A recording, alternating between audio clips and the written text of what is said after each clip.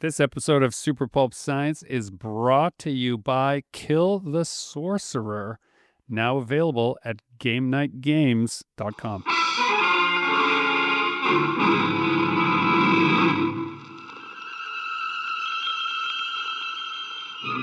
Attention, citizens! It's time for Super Pulp Science.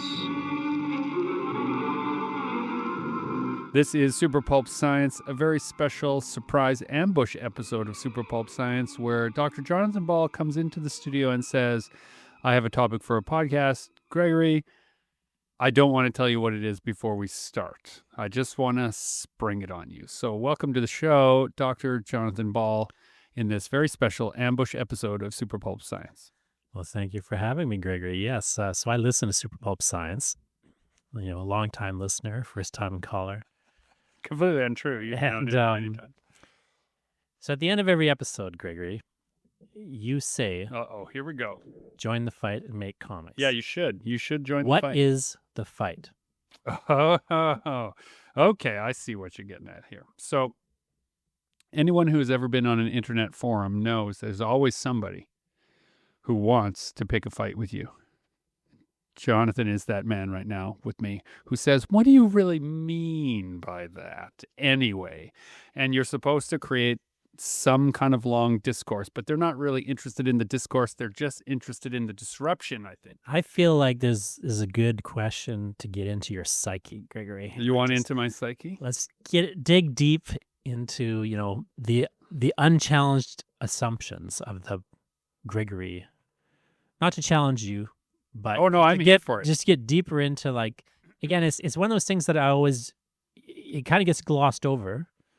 And even I myself wasn't really thinking about it till just that one time. I was like, but what is the fight? What is it that he means by that? Because I feel like whenever I teach classes, I always teach them about ideology. And ideology is those beliefs that you hold as normal and natural and you don't examine.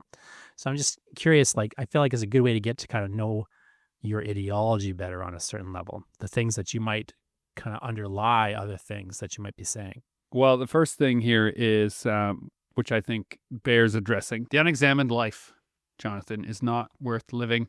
I'm stealing that from the dead, as the best things to steal are from the dead, but this is Socrates, right? The unexamined life is not worth living, so I think it's fair for you to challenge my biases and assumptions properly on the show. I'm trying to decide right now what tone to take with my answer, because I actually have spent a long time thinking about what I consider to be the fight, but I also have, I'm in a pretty light, happy mood right now, and so if I dig too deeply into the fight, that may change. Let's just maybe start at the surface level for a second. As to, of course, on one simple level, what you're doing is you're appropriating and parroting a phrase from wartime propaganda. Right. So I wonder if you could maybe just talk a little bit about why and how you do that as sort of a way into kind of some of your influences and maybe where some of these ideas spring out of. Well, anyone who is familiar with my largest body of work, which is related to a World War weird scenario, my Midnight City work fits into there. A number of different projects fits into that. You will see a huge collection of graphic design elements where I subvert what I think to be the beginning of real advertising. Advertising, it is understood by the modern era, which is to put an idea into somebody's head without their permission that they are going to carry out. And I think that wartime propaganda is just the earliest form of really unrepentant advertising. And what it's advertising is going to another country and killing the people who live there. That is the underlying assumption of wartime propaganda, is that it's a good idea to go there and kill those people. And they just repeat it over and over again. I find it without ever saying it. That's right. Without ever the opposite of by saying the opposite of it. And so I have always found that to be insidious and horrible and quite a real expression of as close to evil as humans can be to each other, is to suggest to a young, impressionable person that the best way to have an adventure is to go overseas and murder the people who live in their own countries. So to subvert that as an artist, what I thought in a fun way, in a kind of tongue-in-cheek way, is to create a body of work where the propaganda in and of itself is suggesting a fight worth fighting. So I've replaced all the humans that are supposed to be murdered with monsters and aliens and giant robots and actual things that are not metaphors in the context of this propaganda, the World War weird propaganda that I create. It's not a metaphor. That's really who you're supposed to go fight, is the giant tripod alien from Mars. That is who the enemy is. And it'd actually be okay if humans united against a cosmic threat, an alien threat, a monstrous threat. That would actually be okay to call people and to subvert their reluctance towards physical violence. That would actually be, in my mind, justifiable. Right? If aliens had invaded the Earth and they were slowly transforming all they came in contact with into hideous fleshy masses, I think it'd be all right if you convinced people that we should stop that, right? At whatever means necessary, might be okay. But what I also like about the World War weird Midnight City world that I've created as a machine for exploring that idea is less and less as I make the images, do I agree with the fight? Because they ultimately are still saying, oh, if they're different than us, destroy it. So I've been talking myself out of my own artistic mission statement for the last little while, which I also find kind of interesting. And specifically at the end of the podcast, when I say join the fight, I'm not talking about my own world building at all. I'm talking about how the artistic pursuits that people have are a struggle. Everyone wants you to give up and quit. Nobody, however, tells you directly to quit. It's kind of like the way you set up this, you led into the notion of propaganda, right? They're telling you one thing, but they mean another. And it's very clear to everyone what is expected of you. Oh, you should follow your dreams. Oh, you should do things you believe in. Oh, this is the rhetoric that you get at school and largely from society. But it is not true. If what you dream of is actually working on art, the unstated assumption is you can do anything you want so long as it's productive and it makes money. Which I always found so interesting as a cultural attitude, because the very same people who will say to you things like, oh, I don't know if you should be spending your time drawing those comics. They're the people who, they love comics. Like, they want somebody to do it, but it's like, maybe not you. Like, it's not that they don't see a value in it. So that's a weird, interesting, I think, conflict in the culture in some ways, is you have a culture that valorizes and prioritizes entertainment, art, and other sort of things in that wheelhouse. Like, they really do see the cultural and value of it. They often even see the economic value of it and all these other ways that they value in their personal life and even intellectually and abstractly. But also in real, like, concrete ways. Like, they value, that song on the radio. They value, they want to walk down the aisle to a song, right? They want to read a poem at their dad's funeral. Like, they have like this, they want to like read a book or watch a movie when they, are hanging out with their partner.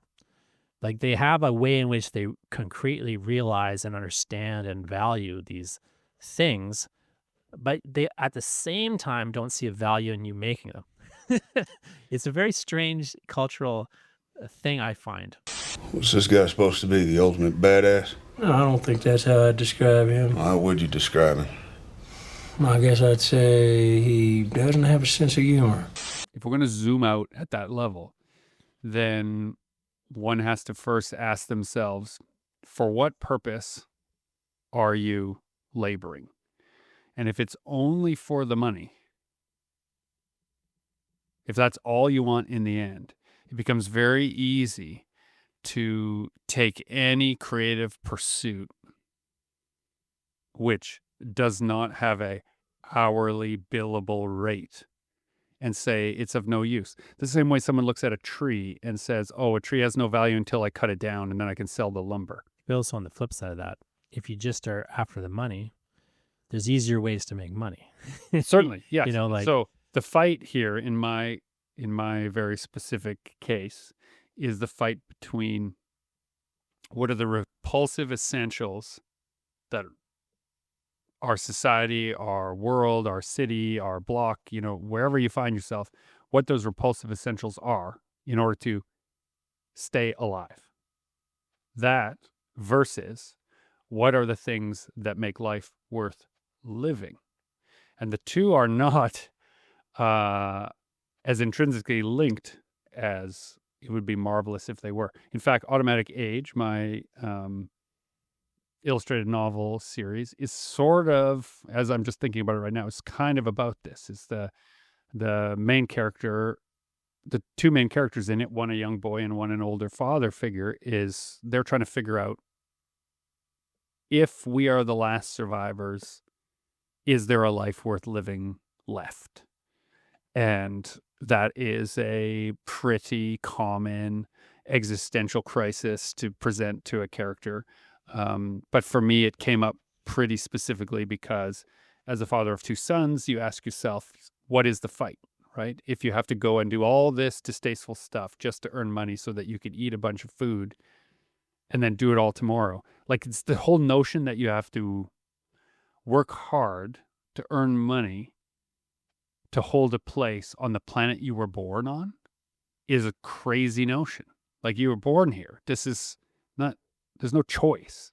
You exist, you're here now, you came into the world, and now the world, as imagined by the humans upon it, exacts this terrible toll just to be present, So if I'm hearing you right, I feel like on one level, what you're saying with that phrase is, on one level, it's a joke, in the sense of, uh, pretending that everybody values comics.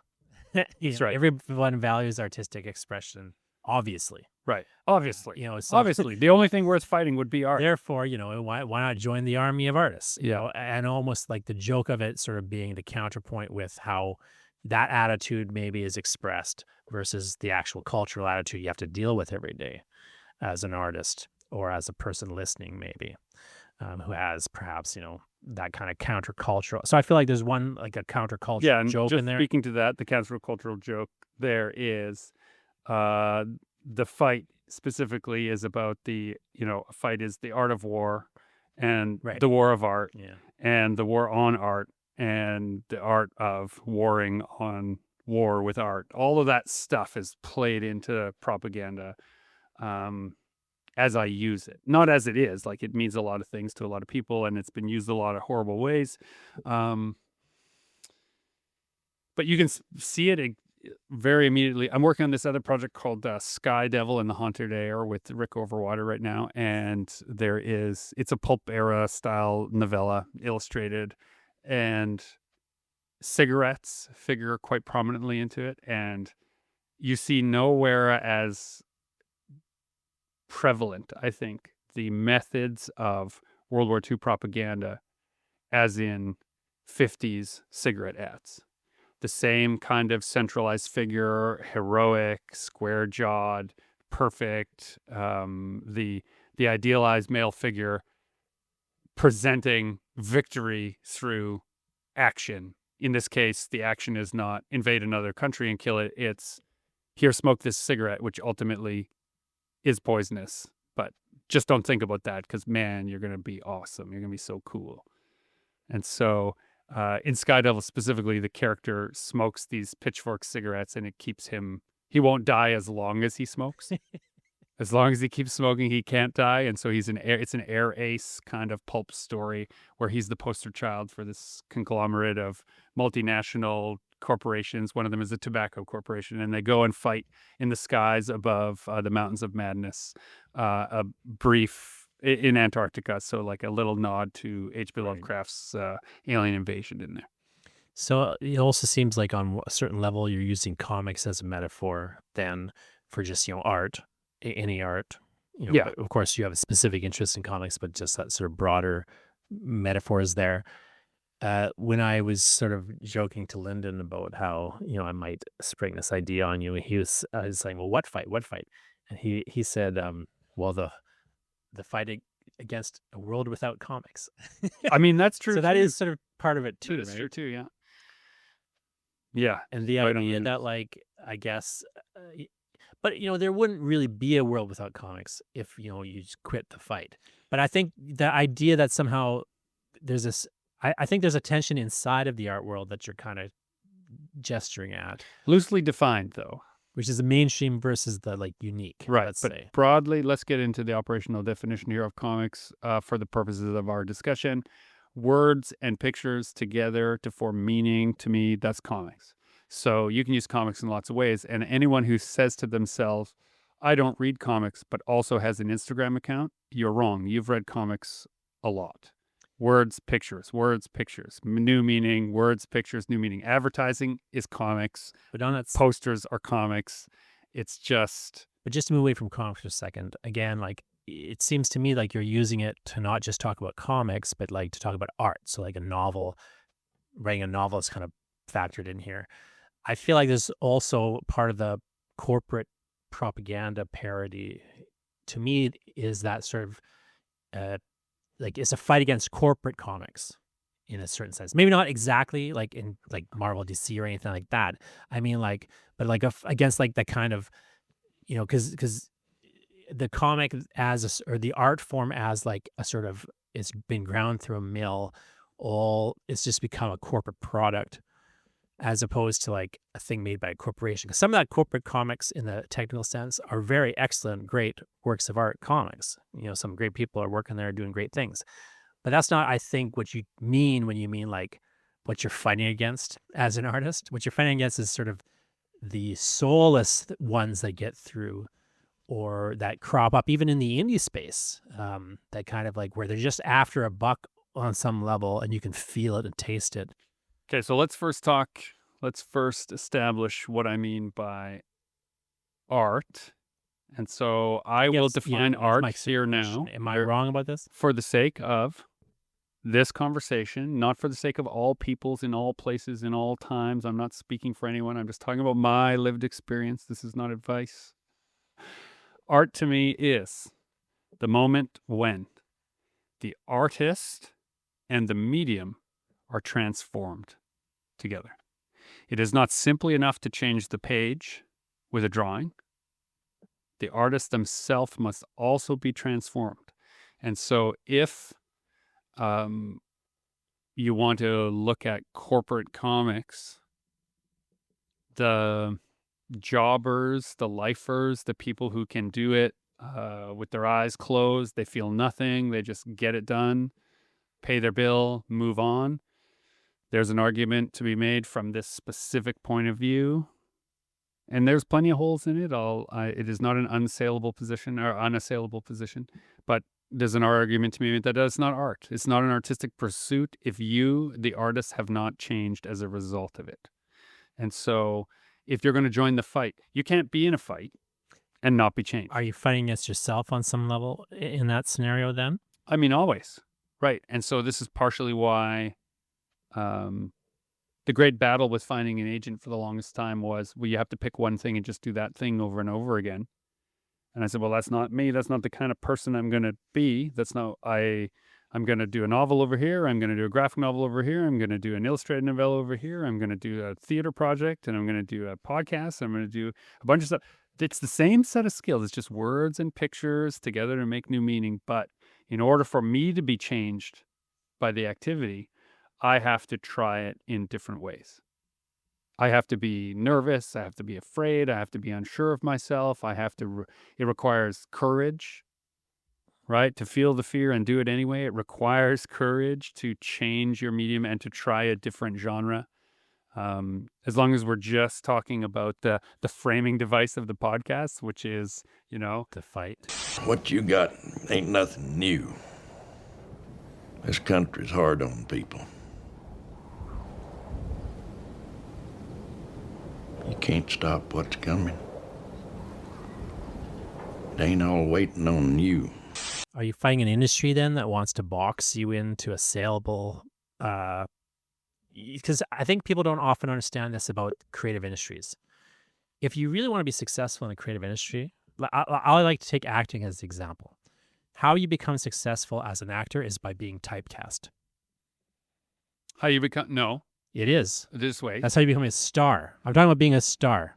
So You can be. you and I clearly define success. No, I'm not differently. talking about. I'm talking about the traditional marker of how the industry understands I understand, success. but in order to have a constructive conversation, both people have to use the same operational definition. So, but this is the one that serves the fight metaphor. So what I'm saying is like if you want to be successful in Hollywood terms as an actor and have all the markers of like big box success, how you get there is by being typecast, the thing that typically people think of as the problem you don't want to avoid.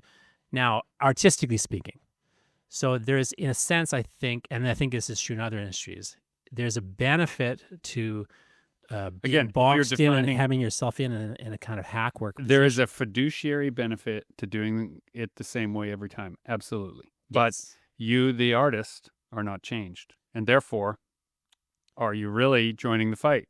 So, so I agree with everything you're saying, but I was saying in those terms, do you feel like there's a way in which you're also, or like a person, maybe not just you, but like an artist is, in a sense, fighting against the industry they're in order to keep being an artist on a certain level? Really important here is that I don't think one person's specific point of view on a topic is of use. You can't use specifics to talk about generalities. So my specific experience is of no use in a general conversation. In my Right. specific example, to join the fight, for me specifically, is to always be trying to do something that I'm not yet good enough to do, so that I must acquire new skills, new determination, new belief in myself, a new attempt. But also, join the fight promises no victory. And this is an important distinction, as long as we're talking about it in this metaphor. I have many projects in the world, some of them pleasantly successful, some of them dismal failures, all of them necessary in order for me to do that next thing. And the success and failure I'm talking about has nothing to do with whether they made money. Some of my most financially rewarding projects were my least artistic reaches. And that's the fight. I always think of, I have one book where I once received a royalty statement for the book, and the royalties were for -1 copies. In the previous year, it had been returned once. That was the net sales. But at the same time, though, that's the book that people read it to me about the most. That's the book people, if I had to say that's the book people love the most, Right. I would say it's that one. It's not the one you expect either. So as you say, there's these different markers that people would have individually or as a group for success. But don't you feel, though, to kind of, while I agree with everything you're saying about the specifics and the generalities, because my own position on everything is, unfortunately, you always have to go case by case. It sucks and it's difficult, but you always have to go case by case. But do you not think the phrase "join the fight" implies, we're all in this fight together? There's a group of us fighting. Like, what is your sort of, how does the collective joining together sort of come into things? Well, I mean, the very premise of the podcast right from the beginning was when my longtime suffering co-host, Justin Curry, known the world over as Chasing Artwork, and he and I would sit in the studio and we would banter back and forth and say things like, "Oh, I wish I'd known that when I started. I wish I'd known that when I started. The whole premise of the show was, let's tell people stuff that we wish we had known when we started. And there are so many gatekeepers in the world, using that fight metaphor, particularly a war metaphor. If you're in the trench and some guy's blowing the whistle and telling you to go over the top, but he's not running out with you, it's so he can stay there and blow the whistle for the next guy. Like, your success is not part of his calculation, just that you go over the edge into the battle. And so these gatekeepers that are in publishing, that are in film, that are in television, they're in theater, they're in games, they're everywhere. these gatekeepers who, David Mamet, playwright and Screenwriter. he's screenwriter, but also, let's say, incendiary personality when it comes to these topics.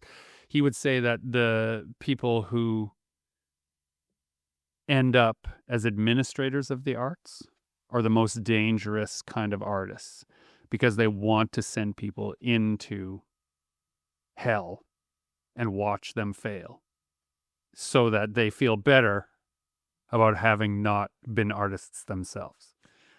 Yeah, what's her name? Julia Cameron calls them, who wrote the Artist's Way book. She used to be the partner of Martin Scorsese. And anyway, she calls them shadow artists. People who kind of, they have these art adjacent careers, but really they can kind of delude themselves into believing that they're artists because they're, movie producers, say. Well, I'd like to point out, though, for any listener, I live in Canada and David Mamet lived in America. So this is also in America. His saltiness about art administrators definitely stems from the fact that America has a different relationship with the arts than just not that far away, one border away, Canada does. Well, Cameron's point is simply, there's this unfortunate scenario where you can be sort of living in a life with all the trappings of an artist, but really you're not producing any art yourself. And you can kind of there's an emptiness that you can feel as a result, but if you're a blocked artist, but you've sort of, this in this shadow industry or this shadow way, and so she, of course, her whole thing is trying to get people unblocked and so on and so forth. But I always thought it was an interesting idea that you'd have like shadow artists, like the kind of because I sometimes feel like a shadow artist myself when I'm just like answering emails all day or something, having meetings. Well, it comes down a little bit for me to the meditation, which is not the success simply making the thing. That's the real battle. That's the real fight. It's the fight of self to say, I'm going to try this. I don't know if anyone cares. I don't know if there's any response. It does not matter. I'm going to do some self-archaeology. I'm going to dig up something, some way of seeing the world. I'm going to present it. That, just doing that, that's the fight. And success or failure is not really on the table for anyone else at that moment. It's, could you do it? So is it like a rallying cry for art's sake in that way? I mean, I'm always a guy shouting in public about art for art's sake. I think definitely that's necessary because, as we have said, you'll be dead soon on this podcast. And so would you rather have handed in yet another set of forms, or would you have rather search within yourself for a form unseen? But why does it matter to you? Like, I get why it would matter to you, but why does it matter to you whether, say, I write a book? Because I have known people. So I have known alcoholics who quit drinking, and I've known sober people who started drinking, right? And so I'm familiar with, I've known lots of people and lots of substances, unfortunately, but the truth is, if we use this one, it's very common. Someone who drinks all the time will tell you it's fine, it's normal, it's what you do. It's just a couple of drinks after work. It's just a couple of drinks with my friends. It's not a big deal, right? This is normal. This is what society wants. Look, everywhere is an ad for drinking. Everywhere is a poster for drinking. Every cool person in every movie is drinking. I should be drinking too. And then when they stop drinking, they say, oh, the world's very different than I thought it was. And that change in state I find very interesting. There's a soberness that comes from a person in whatever walk of life they're in, before and after they made art for no reason. There's a soberness that settles over them when they realize, oh, these choices are my choices, and here they are in front of me, and I cannot pretend the choice belonged to someone else because I made this thing, and it's in front of me. I am responsible for this action. Call it. Call it. Yes. For what? Just call it. Well, we need to know what we're calling it for here. You need to call it. And there's a scaffolding that can come from making art where you start to realize all your actions have consequences. Most of them are invisible and unseen, unfelt, unknown until a long time. We were having a conversation about the problem that the traumas that parents foist upon their children, right? It goes unseen for the longest time, but it is not without consequence. Whereas if you are present for a moment, trying to get an idea that's inside you into a solid state, all of those choices become undeniably yours. And there is a sobering responsibility that comes with realizing that your choices have an effect. And I'm talking about something as simple as make a doodle while you're on a phone call. As simple as rewrite your favorite 3 lines from 3 different songs and try to rearrange them into a new song. Something as simple as that. I'm not talking about a labor of a lifetime. I'm talking about a labor of moments. Be in that moment for just one fraction of a second. And on the other side of it, you are changed. And if you allow yourself to be changed, the medium has been changed, you as an artist have been changed, that's the fight. The fight is to hold back the whole world for just a fraction of a second and it just be you and you alone for a second. Why does that matter to you in the sense of like, why does it matter to you if I do it? Again, because you watch people change and they're changed for the better. I've never seen anyone change for the worse by doing that. So you think is part of a sort of a broader social project in a weird sort of way? I mean, I wouldn't call it a project. I just like it when people change for the better. And I've found this to be a non-scientific lifetime study where when people are exposed to certain stimuli, they tend to become more honest, more forthright, more direct, more afraid, more nervous, more of whatever they really are comes out. And I think that that purity is amazing and it's available to us. And that's what imagination is for.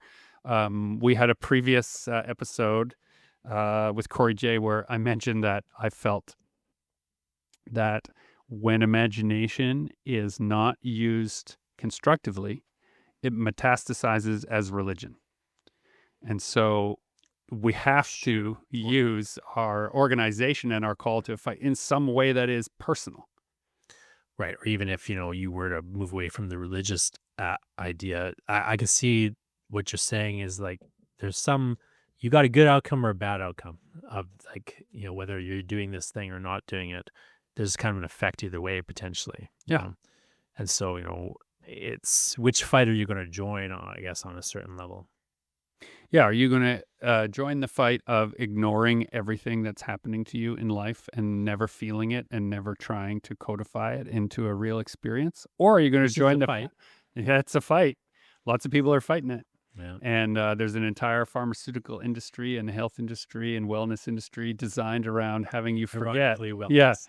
Yeah, having you forget that suffering's real and present and necessary, and you can try to grasp it. Now, I'm not even talking about art therapy. The philosopher Zizek says one of the struggles of the modern age is that you are compelled to enjoy every moment. And like you feel guilty for not enjoying your own life. And he kind of points that like you have this weird like industry structure around the idea that, you are going to exercise now because if that's like, not because you like it or because you want to live longer, but just that's the compulsion that's been sold to you in a weird sort of way. So like there's a positive way and a negative way to kind of approach it in that sense.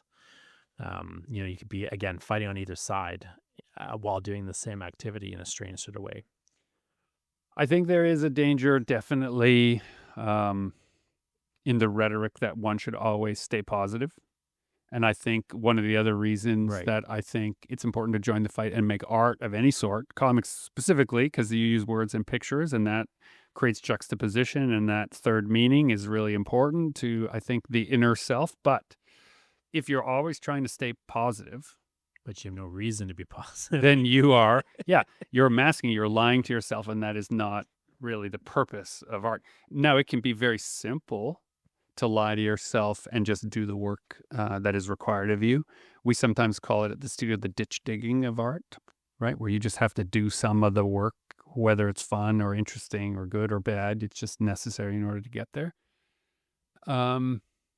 And yeah, man, we have to live in houses. We got to eat food. We have to keep the power on, and we have to indulge our own whims and desires. So these things require the coin of the realm.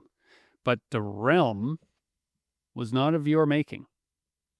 What I like about the call to join the fight and make comics is I feel like there's a way in which it sort of prioritizes it prioritizes a kind of an authentic enjoyment rather than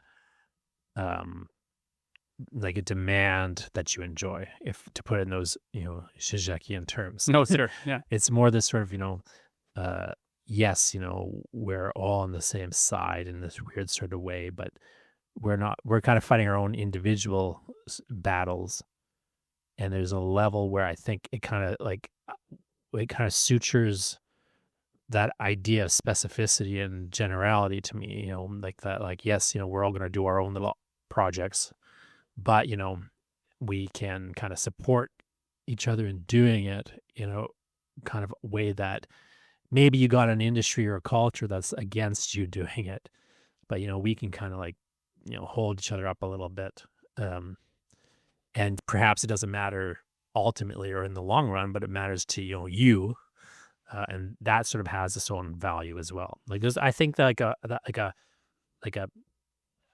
again, I don't know if art for art's sake is the sort of way to put it, but like that kind of like the value is got an intrinsic. It's sort of acknowledging the intrinsic value of doing a hard thing. I think, and this is literally just what I think, we as human beings are predisposed when we see something horrible, awful, strange, exciting, interesting, profound. We immediately look to our right or left and see if anyone else is there, and that look on our faces says, "Did you see that?" And you just want to know that someone else also saw it, that the experience was not yours alone. It's our immediate reflective human and reflexive human activity is to turn and look at the person nearest to you and see if they're having the same experience.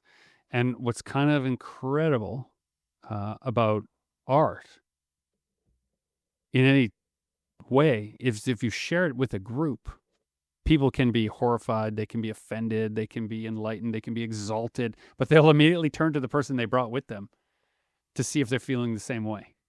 And you don't have to feel the same way. My grandfather was in the RAF, and I didn't have a lot of conversations with him about his time in the Air Force. He was on a Lancaster bomber crew as a gunner. But a couple of the most horrific things that he ever witnessed, he said the worst ones were always when he was in the gunner's seat. Not because it was any different than when he was looking out the window of the plane. It was that in that gunner's seat, you're strapped in and you don't know if anyone else saw what you saw. But when he's in the belly of the aircraft, he could look over, right? And see everyone else's reaction and know that they were as horrified, shocked, or elated. And now some of these things were also beautiful things, like the sun coming up over the, in the ocean, sparkling birds, a majestic, heavenly wonderland, as he would put it, that was just there while you were strapped into a gun. And you couldn't look over and see if anyone else also saw the beauty of the moment. Everything is two things at the same time. And so this notion, I don't know anything about war. I have never experienced it in my lifetime. And I hope never to have to. But the notion of seeing something horrific and turning to the person next to me, I've had that. Seeing something exalting, I've had that. And I've been that for other people. And there is no other time that I can think of when I felt more connected to strangers than in those moments when we're not sure. So we're just looking for a consensus reality. You going to shoot me? That depends. Do you see me? And you'll see that, if we get really nerdy for a second in the comic space, you'll have people who have their very favorite issues of comics that are not related to whether the comic is well drawn or well written. It has only to do with how old they were when they found it and what it made them feel when they found it. I think a lot of times people forget that artworks are our experiences themselves. I was thinking about this when David Lynch died, because so often the conversations I would have with people about David Lynch revolved around them wanting to know what was happening or what things meant. We would always say, like, no, that's the wrong way to watch these movies. Like, you're just supposed to sit there and watch them. Like, they're very easy movies in that sense, that he's not asking you to decode it. He's just asking you to be in a chair and have an experience and feel things. Yeah, maybe you're frustrated, maybe you're angry, maybe you're scared, maybe you're seeing a horrible thing and reacting to how horrible it is. But like, that's what he's going for. He doesn't necessarily need it to add up to something on a meaning level for you. Perhaps he has that in his mind at some place. You can see ways that those movies do kind of work, and you can construct patterns and so on and interpretations from them. But the goal of the scene is to get you to feel a certain thing in the scene. And I think that's the thing that really set him apart. And I think that's the thing that often people in this kind of capitalistic system where people want everything to have a meaning so that they can kind of, extract the meaning. Like, I feel like there's an extractionist sort of attitude that we kind of take to our artworks unless we get out of the habit. But like, that's the habit. You kind of are asking, well, what does this mean? What's he, and I feel like there's a place for that. But to me, what's always more interesting is that kind of surrealistic shock of, just reacting to the image. And as you say, kind of, having an experience and then kind of, talking to other people about like the experience you had. And trying to remember, to me, like, one of the things I like about the Join the Fight, Make Comics kind of call to action is sort of asking, again, it's almost a lighthearted way to ask you to take this thing seriously that inherently people don't think is serious. And for me, it's literally life and death. Like, it's a thing that I have to do or I will go mad. And so I'm just going to do it. Whether you think it's a good idea or not, I'm going over that top and I'm going into the fight, and I'm going to be changed by it for sure. And I have been changed by it. And for all the, the thing about a public face in any regard is that you tend to put your best foot forward and you don't share all of the struggles along the way. And so if people are following and listening along, they go, oh, what a great success. But if you talk to people who others see as successful artists, they're often miserable with the experiences related to the success of their work and so anxious to just get back to making more work. Like, everything is an interruption to them getting back to that exploration. Well, maybe that's an interesting place to land and end up on, because you do sort of, I think, as you kind of, if you don't quit.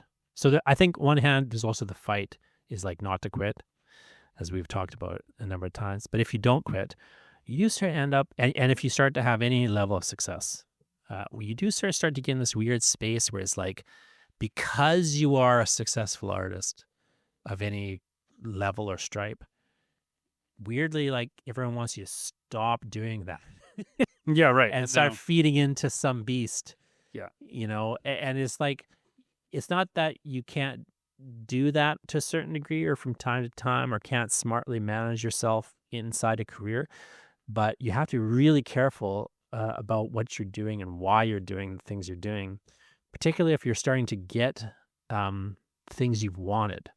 Like this weird sort of trap you can end up in where you're kind of, as you say, you sort of become a shadow of yourself in a weird sort of way. And now you're doing all the work around being an artist. And when you sit down to do the art, you're not necessarily doing the depth exploration or that you're not really, you can kind of get trapped. I've known a number of people who had early success really fast, like big early success.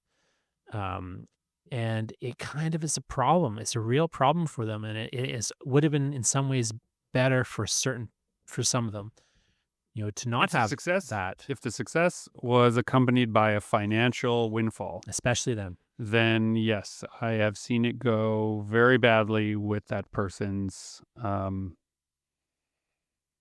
efforts of self-expression following up. For any number of reasons. Like sometimes it's just it goes to their head. Sure, we've all Well, and again, heard that, but we other talk- times it doesn't, right? And other times it's just you just are too anxious now. Again, now Too we're many talking about expectations. generalities. So if I'm going to be specific about my own point of view, it will be from a specific place looking at a general effect. And that's a little bit disingenuous, but I do believe that money does not change people. Money reveals them. And so a lot of the things that people would or wouldn't do is simply because they worry that they wouldn't get the next job or they wouldn't have that repulsive essential covered. But if suddenly those burdens are gone, you see a very different kind of person. But sometimes they It reveals them. sometimes it magnifies though. Like it's very weird because sometimes you can have a person who is very anxious about money and how I'm going to make ends meet. Then they get a massive amount of money. They don't not only need to worry about it, but they actually worry about it more. Right? You're laughing because you've seen it. Yeah, I've seen it. Yeah. And it's not a rationality there, but as you say, like there's the anxiety gets intensified because now on the top of like, well, what happens if this is gone? You have like maybe someone's going to take it from me, or maybe, it's not going to happen again. Like, not that they need it to happen, but we're starting to stray a little bit, but I think like, just to bring it back to the topic, I think there's also like maybe on the final level of the fight metaphor, there's that sort of fight to keep doing the thing, to keep making comics, as it were. And there's also the fight to, stay sort of true to yourself in that struggle, let's say. I think that's true. So this episode, which began as an ambush, where you brought my receipts from my own podcast to me and said, explain these to me, dear listener, I often ask you to join the fight and make comics. Let it be stated that what I explicitly mean by that is words and pictures together create a third meaning when they're present. And if you scribble something down, if you do a little doodle, and you yourself have a new feeling, a new idea as a result of it, you have been changed. And when the medium is changed and the artist is changed, then I think that is when art has happened. And so these are not lofty ideas. These are simple daily practices that you can have. And so the fight I hope you'll join can be something as simple as that, or as enormous an undertaking as finish your novel and send it to a friend. Withstand a Goodreads review of your own work. See a parent shield their child from the banner of your artwork, which is on public display. All things I have had to endure. So you should join the fight and make comics.